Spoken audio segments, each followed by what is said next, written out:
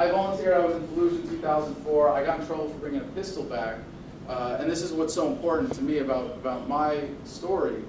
And I think one that really needs to be remembered in who we are as a movement, especially at this particular point in history.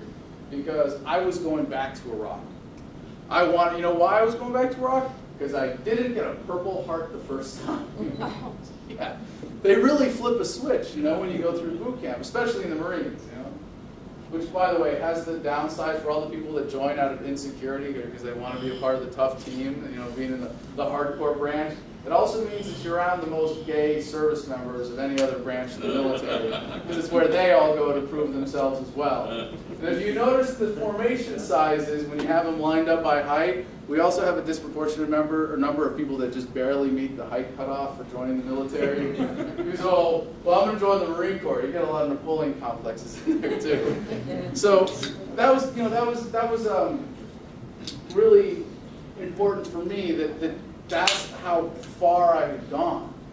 That was really the turning point for me. It wasn't some deep reflection. It wasn't some book I read. It was that personal, in-your-face experience of, I'm a sergeant who speaks Arabic with civil affairs combat experience, and I'm ready to go back to Iraq. And because I brought a souvenir home, you're going to have me mow lawns and manage barracks for a year, and you're still going to pay me? Like, this is nuts. And then you realize, you know, if it made sense, it wouldn't be the government, right? But then when I got out, it was really important for me that I got busted down from sergeant to corporal right after getting a Navy Commendation Medal for my combat tour before.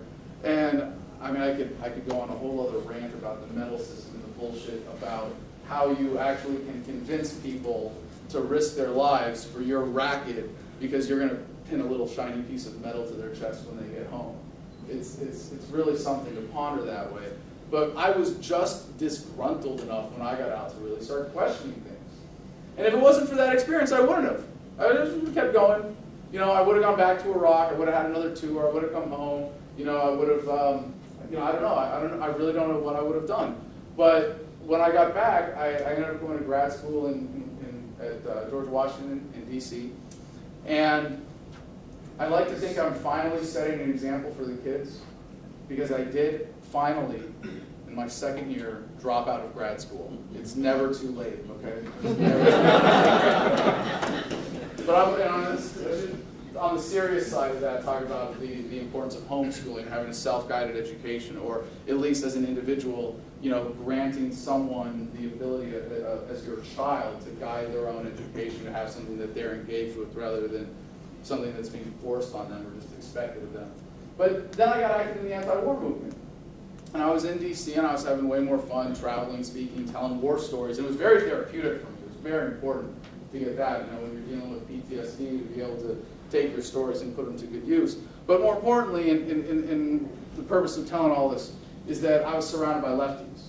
And I mean, everybody knows that for all the libertarians that came out during the Bush years, it was, you know, there was a movement that was dominated by money from the left, and this was the major mechanism of co-opting the movement to make it more of an anti-Bush movement than an anti-war movement, because there was so much money coming in politically. And even in the organization that I was involved in, Iraq Veterans Against the War, you know, we had money from some major foundations that I think had some influence on us. But we were probably the most conservative movement or organization that was really active in the anti-war movement. But I mean, I suppose we'd have more hands go up if you all knew the answer to the question about, you know, what's the best thing about being libertarian? You get to be right about everything, right? Now, I should, you know, I'm glad that you mentioned Konkin in light of the conversation that we're having today, because Konkin famously said there are two definitions of libertarianism, right?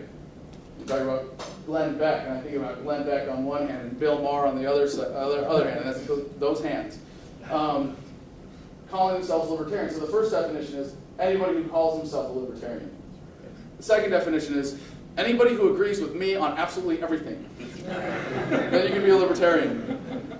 And there's more to it than that. And this journey, as you spoke of, Mr. Mallett, that we're on, I feel like my experience in a particular way propelled me along a certain path that I think is reflective in a way of what's happening with the movement as a whole. But I have to be very humble in this too, because we see this process of creating new libertarians and how younger people are waking up. The status mind melt, where you watch YouTube videos for a whole weekend straight, you're glued to your computer screen, and when you get nervous, you check Wikipedia articles, and you go to the other references, and you check all the links, and then you come out 48 hours later, and you're like, I think I'm a libertarian. You know? It's happening faster and faster, right? And we used to joke, what's the difference between a minarchist and an anarchist? Right? 6 months. About 6 months. Yeah. Well, now it's like a weekend of watching YouTube videos. Hopefully, mostly from the Ad versus the Man channel. But yeah, that's what is the way that the youth is looking at this now. I have to be really humble because it took me 10 damn years to get to what I consider one quasi eddy pool somewhere on the way down the bottom towards the bottom of the rabbit hole. Because the only point at which you reach the bottom of the rabbit hole when you realize there is no bottom. The only point in which you get to any kind of enlightenment is when you realize that any human concept of enlightenment is impossible. And so when I was surrounded by lefties, it was, I want the airtight arguments. I don't want to just be right as a matter of preference. I don't want to say less government because then things will be better. I wanted to have the irrefutable, airtight, scientific, this is how it happens, logic, ration, A to B to C. You can prove it without a question of a doubt, this is correct. Because I was a libertarian, I already knew I was right about everything, I just had to prove it, right? And when you really take that intellectual enthusiasm or fervor towards your own journey, you can't help but go along this certain progression.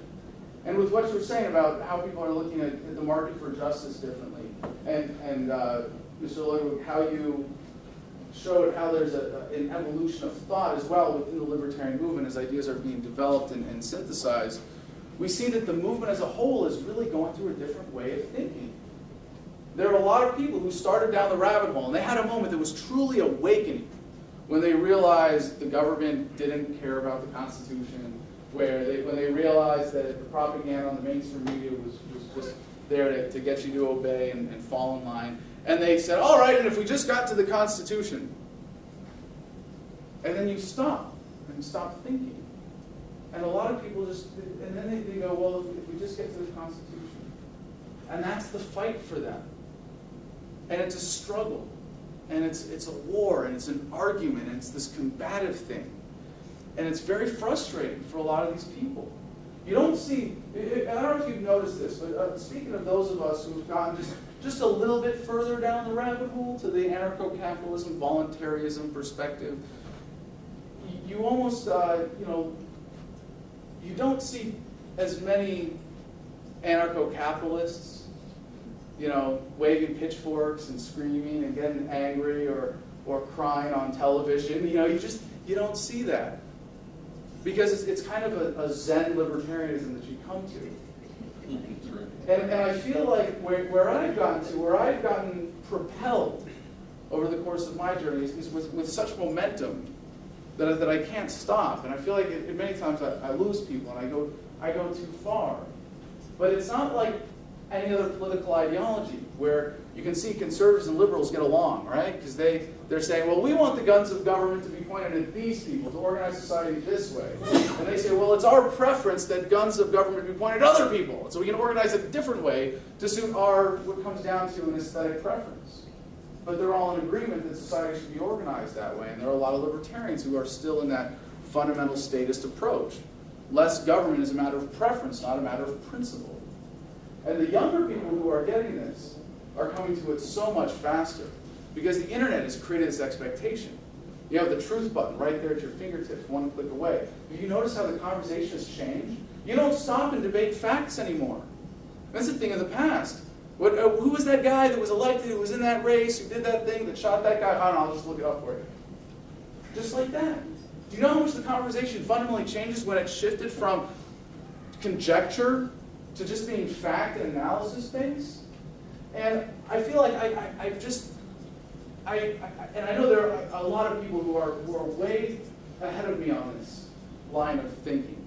who have gone so much further down the rabbit hole, who have had the luxury, I would say, of being able to have their heads steeped in these issues and being able to think about this stuff all the time. And I know that you know, the great writers like Rothbard and Mises and Hayek and so many others, but you know, for me, Ethics of Liberty by Rothbard, that was a really important turning point for me philosophically. But when you step further back from this perspective, and I feel like where I'm at right now, I've gone far enough along this path